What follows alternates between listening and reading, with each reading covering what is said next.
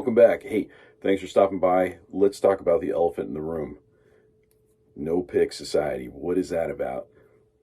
So if you guys go back and take a look at the video, you'll see I wasn't using a pick. I never use a pick. I'm not anti-pick. I just don't use them, and I haven't in the last decade. So, but I have learned to do this. Coming at you. So I found, for me personally, that I can play faster, believe it or not, without a pick, and more accurately without a pick. So with that being said, let's talk about what I was doing there. I don't play anything note for note. I just get it to sound the way I hear it, and then kind of give it back that way. So usually I would use my Telecaster for some Prince licks, but I found that my speed is actually faster on this Les Paul or a Les Paul or Gibson style guitar.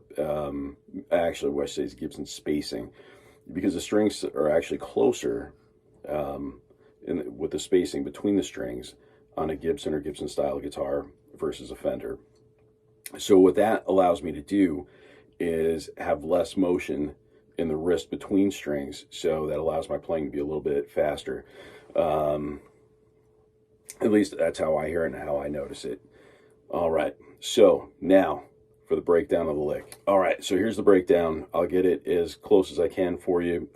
If you guys have questions, hit me up in the comments. Happy to answer them, but I'll do this as best I can.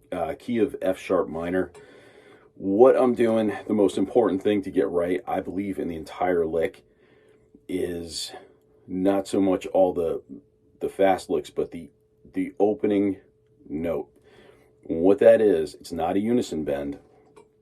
It's actually something kind of like what Stevie Ray Vaughan would do or Jimi Hendrix would do, where you're grabbing the B and high E strings together as one string.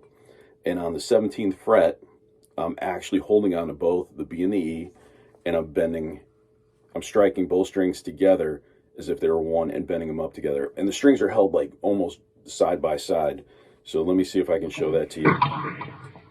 So I'm pinching the two strings together, and that's the bend. All right. Also for the effects, I've got obviously gain on here, some delay, but the secret ingredient in getting that tone is phaser. Some people say flanger. I found for me the phaser brings it home a little bit more. Not using a wah on this, it's actually the phaser doing all the work. All right, so from there I'm bringing the guitar down volume wise. So after we come out of that,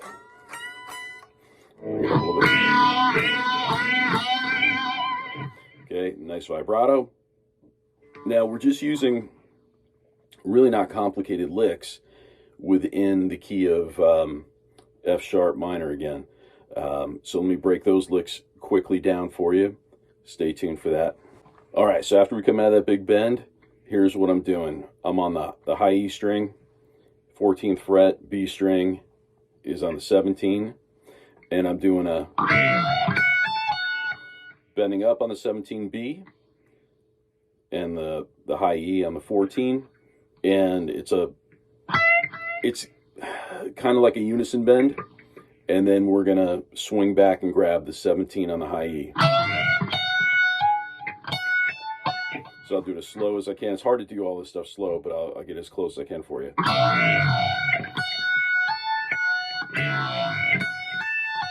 Okay, and then we're going into a more of a unison bend where we're bending the 17 up to the 14, which is the F sharp.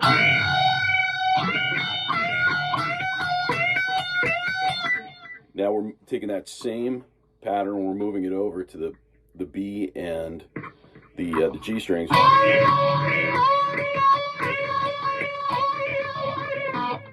right, and then I do kind of this double stop pull off from the 16 to the 14 on the G and B strings. On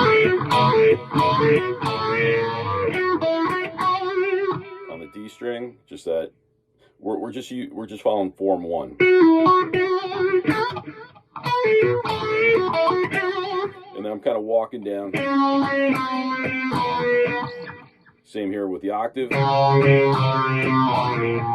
Whoop, one more time. F sharp minor. And end on a nice vibrato. I hope that helped. If you have questions about it, break it down, make it your own. I made it my own. I guarantee it's not note for note what Prince does, but it sounds really close to my ears anyway. Thanks for stopping.